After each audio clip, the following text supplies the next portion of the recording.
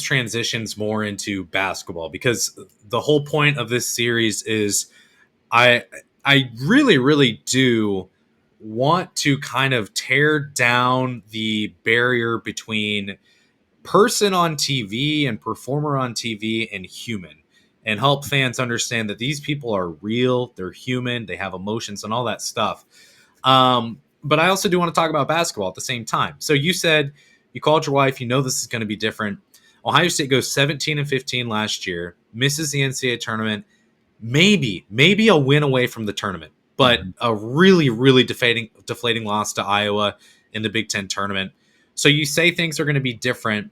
You say there's more energy, even I think when we started this conversation in the weight room this year. After year one, you step back and you kind of take inventory. What's your take on what happened last year? Yeah, it's really hard putting together a team uh, in a short period of, turning it over. And Jake Diebler did a great job of hiring a great staff and humble. I don't necessarily mean that about me, but you had Joel Justice competing in the Final Four. You had three of us on staff coaching in the NCAA tournament. We're not together as a group until the week after the Final Four, Mhm. whereas a lot of the other teams are, a month ahead of us, just in, okay, here's where we're here's where our analytics were last year, here's our gaps, how are we plugging those holes, that kind of stuff, and then being able to be specific in the portal with that. um, Even establishing relationships with the guys and knowing each other, and okay, I recruited that kid, or I've coached him for 18 months now and I know his game, I know how we can better that. And then we have some unfortunate injuries and sicknesses at times and that kind of stuff. And when you're right there on the cusp, whether it's uh, the age and the experience of the players, or the time that they've been together, that kind of thing. All those little things matter. And it's really interesting. You said something about, I'm sure you don't just go home after a loss and, eat some dinner and just go to bed and push it to the side. I mean, I'm sure there's competition in other business. Like, I just don't know. This is basically the only job I've ever had. But there's something to me that's kind of noble and unique about, like, these coaches. It's not like we hate each other. We've worked with each other. We work together. We help each other. We share. We go to clinics and we learn from each other and that kind of stuff. But then for 40 minutes, you are using every fiber in your being to beat each other. And so that makes it like everybody is fighting, clawing tooth and nail for that one little edge that gets that one more win. Like you said, we're one win away from the NCAA tournament. And so I have loved this offseason, just getting to be here together with the staff, and the job that Coach Diebler did of retention and bringing these guys back. And then the guys that we've added. I love the atmosphere around the program right now. I've said, especially this offseason, you miss on some guys that maybe you wanted to get out of the portal. But overall, I mean, the core that you retain of Bruce Thornton, Devin Royal, and John Mobley Jr. is one of the best trios in the entire nation, easily. It may not be number one, but it's really, really close. To retain two incredibly solid players with a lot of potential there, John Mobley Jr. in the backcourt, and a guy who grew a lot in the front court in Devin Royal. And I've said maybe you needed to lose a Bruce Thornton or a Devin Royal or a John Mobley Jr. to really understand how tough this portal season could have been. Like, the three biggest wins were keeping those three guys, in my opinion. But you mentioned you're really happy with how the offseason has gone. You had a big part in getting Josh Ojawuna in on campus and here in the Scarlet and Gray. Take me through what that relationship has meant to you, and probably the excitement that you felt when you saw that name hit in the portal. Yeah, I listened to a little bit of your podcast with Josh, and obviously I'm very familiar with his story. And in some ways, some similarities. I mean, Mhm. obviously he's from Nigeria, I'm from Indiana, but um, the game of basketball taking you to a foreign country and moving at a relatively young age and just kind of showing up and figuring it out and that kind of stuff. And so I have a heart, especially for international basketball players that are trying to just hack out a good life in NCAA basketball. I've been there, done that, going to a foreign country, and obviously then knew Josh through the 2 years that I worked with him at Baylor. And one of the things that I love the most about the Dobo job, director of basketball operations, is for the most part, you're there to just make the players' lives better. I mean, you're giving them gear, you're giving them per diem, you're helping with their travel and that kind of stuff. There's very rarely a time where you have to tell them something they don't want to hear. Usually you're helping them. And so that I loved that at Baylor. I mean, it really in the 2 years that we were there, built deep relationships with the players on those rosters, and Josh included. And there was a long car ride to Dallas to a Nigerian passport processing facility where I had to help Josh with some international documents, and there's a team trip to Paris, and because he's international, there was some other paper, just going through that paperwork, doing some things that where it's just us one on one, that kind of stuff, and then knowing how hard he's worked, and knowing coming off of this injury, the effort that he's put into it, the potential that he has, and simple things like the way that he just was loving to my son when he was 3 and 4 years old at Baylor, and thinks that every one of those guys is just the most awesome human on the planet. And so um, my son does a journal every week in class in kindergarten, and we don't see the journal until he comes home at the end of the school year with the journal. So we're thumbing through it, and we get to the week surrounding Josh's visit, and it's a journal and a drawing, and it's him and Josh playing basketball together. And I sent that picture to Josh, and I hope these guys know uh, how much impact they have. I said some of the blessings, like one of the blessings of me as a father, being a coach, it's got to be a cheat code to fatherhood. I've never been a father, not being a coach, but the things that my son gets to watch these guys do, and they're not better than anybody else, but they've signed up to do really hard things, and some hard things that maybe other people haven't signed up to do. And I don't have to look far for life lessons and things like that for my son. So I would assume when the news is shared that Josh is coming to Ohio State, was the most excited human, what potentially, is that your son even more than Josh or you on the staff? Or I mean, is that number one? Is a 5, 6 year old? Well, I'll tell you, when he committed to our coaching staff, there was a disruption in the lobby of that hotel. We were all very excited, but yeah, it was really fun to get to come home and tell my son that Josh was coming.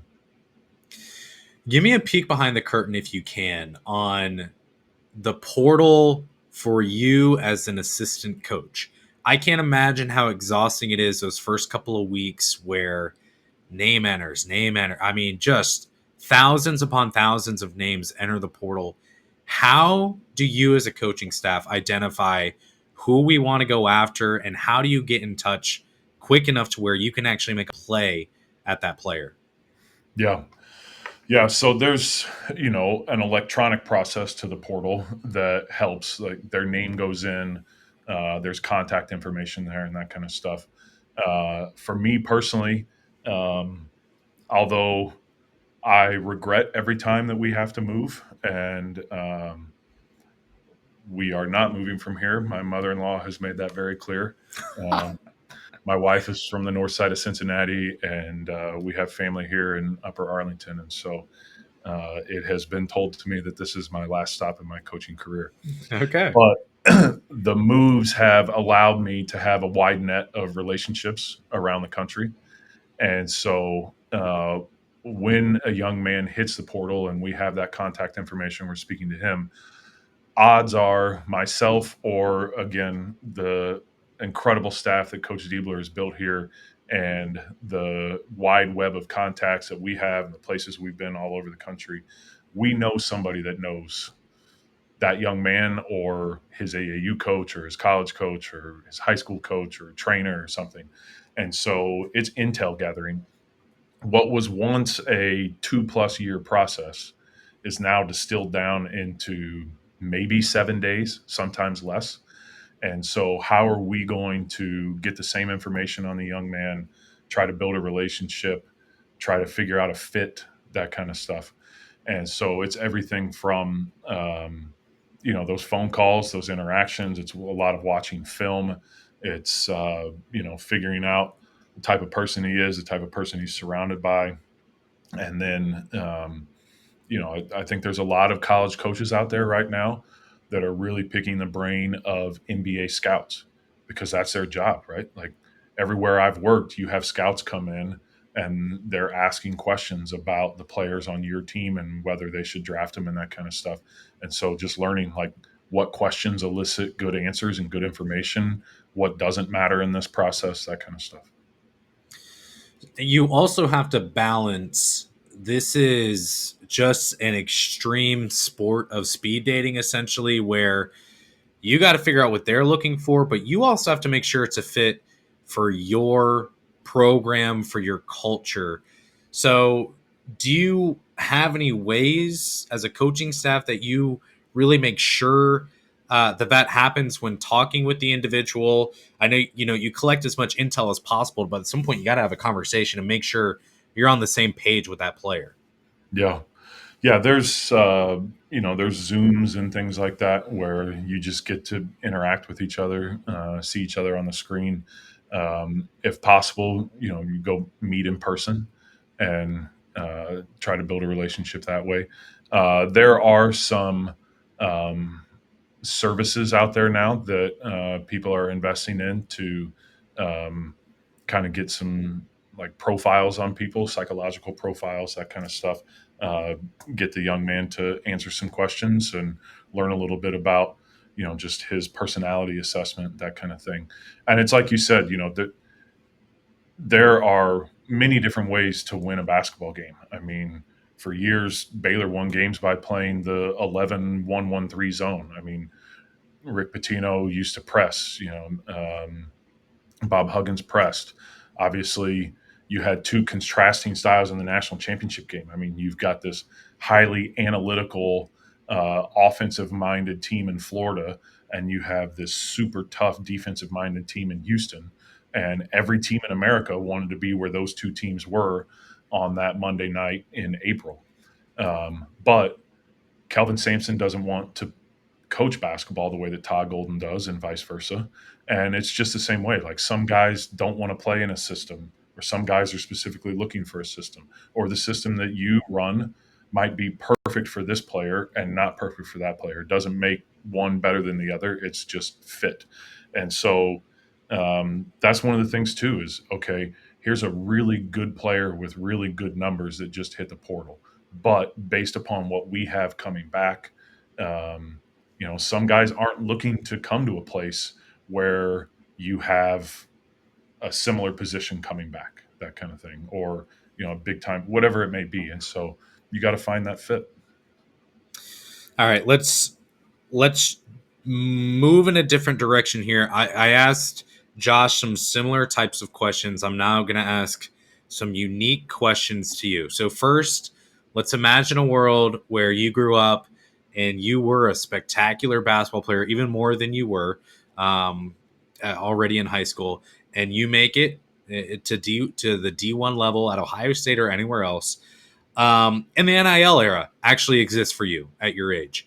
What is there a brand or two that sticks out and you say, I don't care what the price tag is, I'll do it for free. I want a deal with this brand. Oh man, right now or when I was 18 in college? Like right Either now, one. if the answer is right now, it would be Legos because Okay. that's my son's favorite thing in the world. Okay. It would probably be Lululemon. That's my wife's favorite brand in the world. And then anything pink involving gymnastics or dancing for my daughter. Um, it would be those things. And then for me at 18, wow. I don't know. It probably would have been like gear, Mhm. just sports clothing or something to do with food, maybe Buffalo Wild Wings or something Yeah. like that. I mean, for me personally, I'm all in on Raising Cane's. It's a quirky thing to do to make fun of crumble. Like we all think we're unique because we hate crumble, but everyone hates crumble now. So you're actually not unique. I'm all in on crumble. I'll wear their logo all the time. I don't have children yet, so I don't know what that would look like. Yeah. But I would definitely be going after the food, and that probably wouldn't be good for my ability to play college basketball. I can't play college basketball regardless. So um, that's okay. But next question: if you weren't coaching, what career would you be in? Oh, so originally when I went to Purdue, I wanted to be in landscape horticulture and design. I wanted to own a bunch of land kind of out in the country and grow everything that I would then come design your landscaping and plan it all and kind of have my own version of my farm there.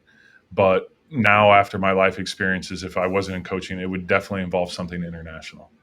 Okay. Um, just I it again, this goes back to one of those things. There's no earthly reason that someone that's where I'm from should have the level of comfort and the passion that I do to travel internationally.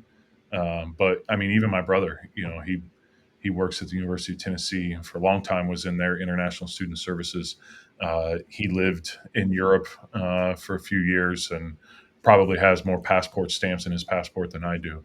And so, just something in our background and our lives gave us that passion. And yeah, it would definitely be something that involved the international community, international travel. Okay. Awesome. So the next question I'll ask you is very much basketball related, and we're going to see how humble you are here. I'm handing you a 99-0 lead over Bruce Thornton. You're about to play one on one with him. You're up 99-0. It's first one to 100. Play never stops. So you are going to lose some energy at some point. Bruce is going to lose some energy at some point. Someone may need to take a break, take a nap, grab a snack. Play never stops. You have a 99-0 lead. Are you going to win? I mean, I got a couple clarifying questions. Okay. Are, are we full court or half court? You're going to be half court, just a Okay, normal one-on-one game. that helps. That helps big. Um, who's ball first? We'll go make it, take it. It's your Okay. ball. You All you right. get the first shot. What's the foul situation? It's one-on-one. We don't count fouls here. Okay, good. I got However, a we chance. will like if you're gonna go out and tackle him, then we'll blow a whistle No, and no, we'll I'm not going we'll to get we'll go dirty, the other way. but I have no Okay. chance of staying in front of him. But if Okay. I can't foul out and I'm up 99 and it's my ball, I got a chance in the half court. What's the final score? Who gets 100 first, and what's the score? I'd get to 100, but he's getting his for sure. He's Okay. getting his. Head coach Jake Dealer texts you and says we need to talk. Why? Where does your mind go? What happened? Uh, it could be all over the board. Um, I help a little bit with our scheduling, so it might be Okay. about that. Recently, it was about what book should we do with our guys this summer. Okay. Um, I do a lot of our international recruiting, so it might be some update on some government policy, that kind of thing. Sure. Um, and I'd like to think we have a friendship. We worked together in the past.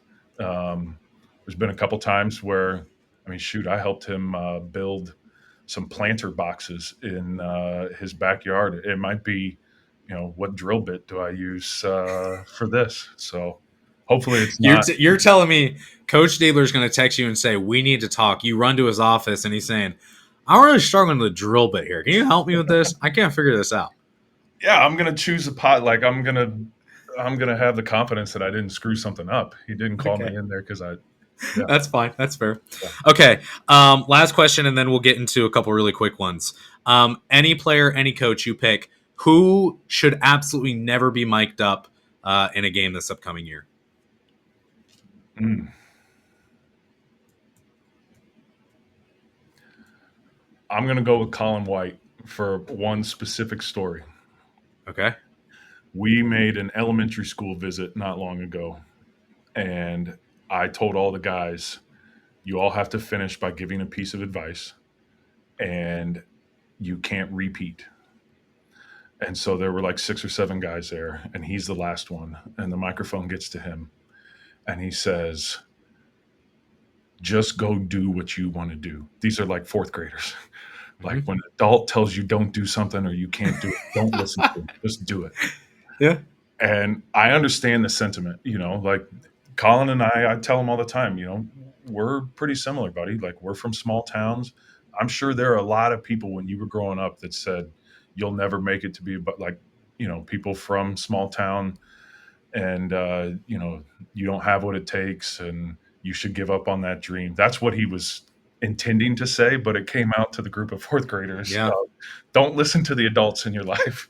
So, So Colin will be on the show. I'll pick his brain on that one, see if we can dig deeper and figure out what he yeah, was really trying to get at there. you have to. Okay, so I've got 5 kind of occupations. Player, coach, just name who's most likely to be this. Okay, number 1, who's most likely to be a TSA agent? Ooh, Dave Dickerson. Okay, mall cop Mm, also could be Dave Dickerson, I guess. I mean, they're kind of mall similar cop. roles, but you get the segue. Yeah, mall cop. Probably Robbie Rookie. Robbie's a Okay. by the book guy. Okay, awesome. That's probably good. When you're in video, you would like to be very Yeah. very structured. Um, in a pyramid scheme, but they don't know they're in a pyramid scheme. They're getting taken. They're basically trying to convince you that they're in a pyramid scheme. They explain it, and you're like, I don't think you know what you're saying. Ooh. But they're all in. Yeah, yeah.